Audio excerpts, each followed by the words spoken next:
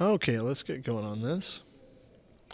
All right, so in Unit 5, the U.S. Civil War, of course we see the North versus South kind of pop up largely because of, five big things that happened in the 1850s and leading all the way up to the election in 1860 itself.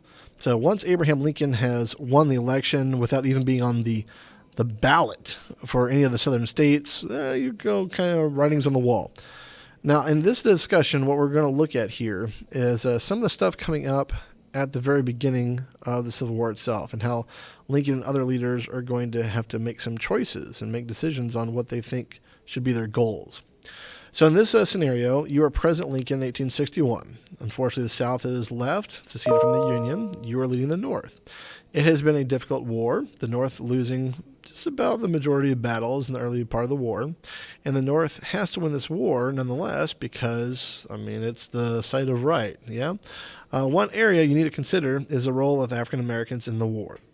So while you can not dispute the idea of slavery being a cause of the war, the actual call for troops from the North early on in the war itself in 1861 was not really to free the slaves because there were plenty of border states that did practice slavery who remained with the Union. And Lincoln did not want to trivialize that and make it a straight-up slavery issue and risk losing even more states. He didn't want to go through that.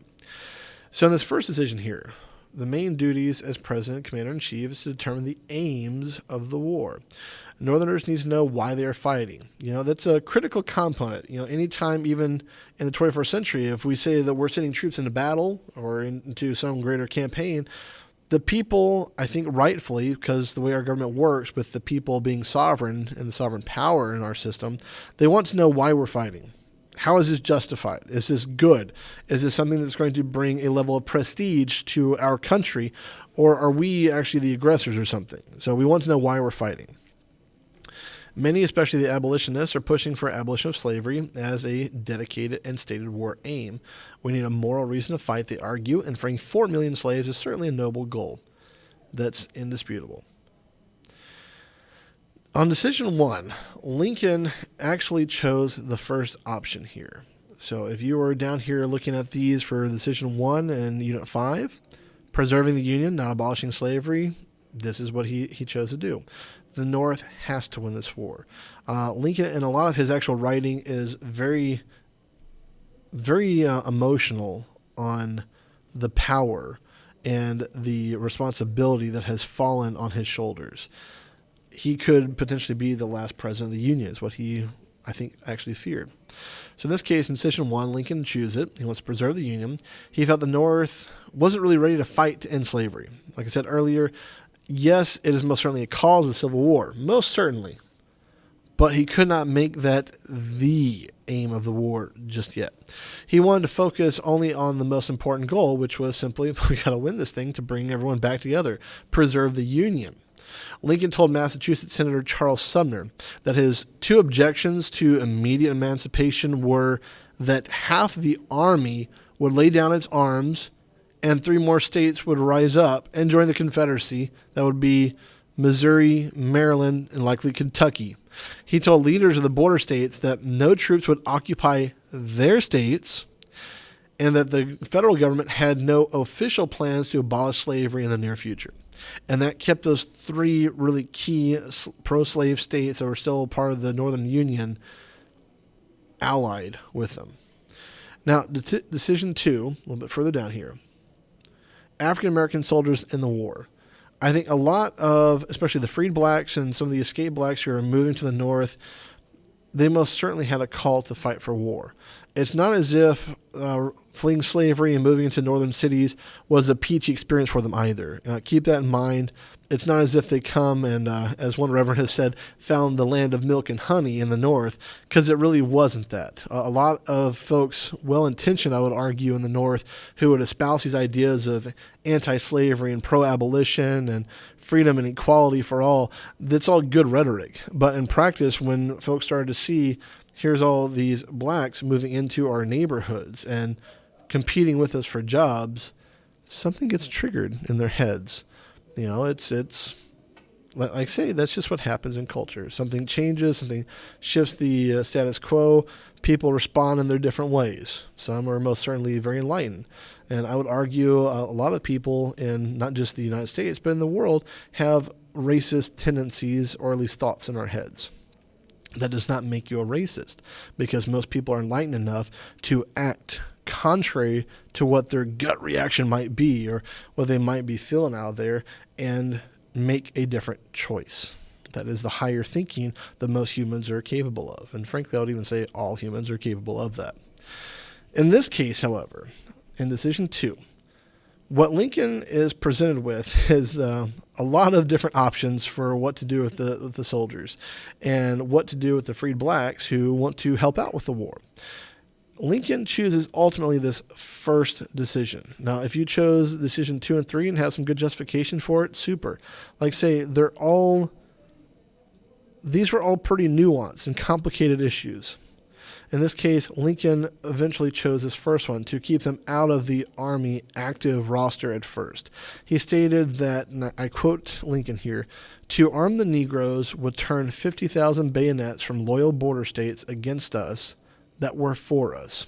So again, we see this motif on we don't want to aggravate the border states.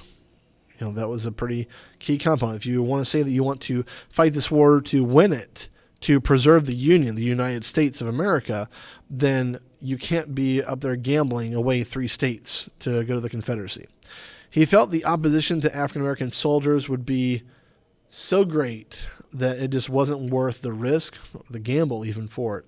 So he decided initially to keep African-American soldiers out of the active duty rosters of the Army. Now, of course, they would still go in different components of the Army, especially logistics support, food, of course, servantry and the such. I mean, you can probably predict what it was.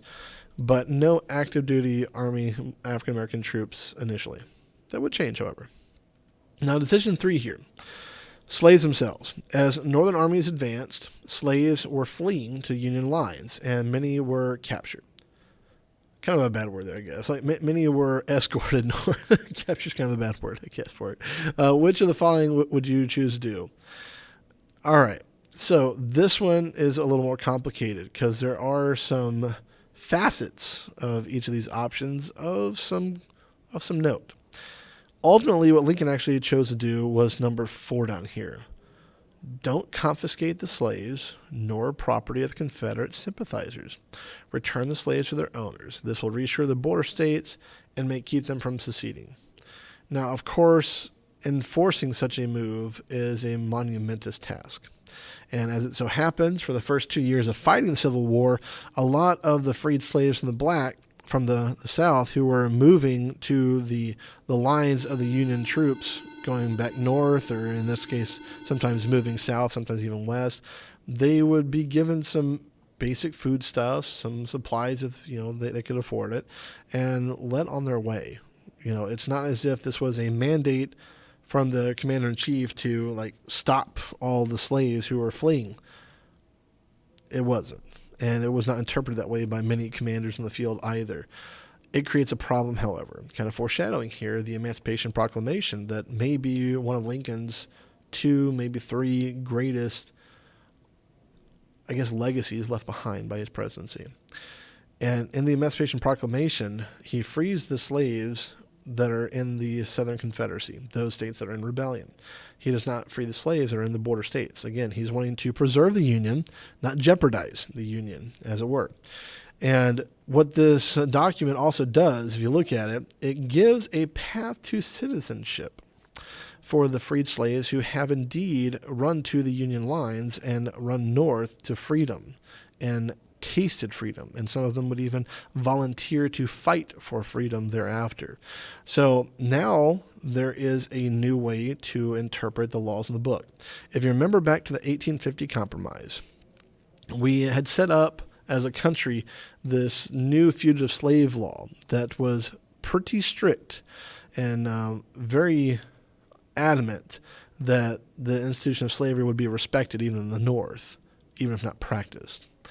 And Lincoln, if he's going to out there espousing this idea of the laws exist for the benefit of all, and the laws are passed judiciously and for reasons that the majority voted on, and you can't just void them out because you want to, it created a pretty interesting paradox for him. On the one hand, he's saying he wants to respect all laws passed by Congress.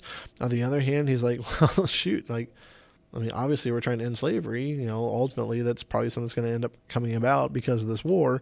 So what do I do with all these escaped slaves and the freed blacks in the North who technically are not citizens yet? So the Emancipation Proclamation, I would say, actually became very necessary to give that path to citizenship.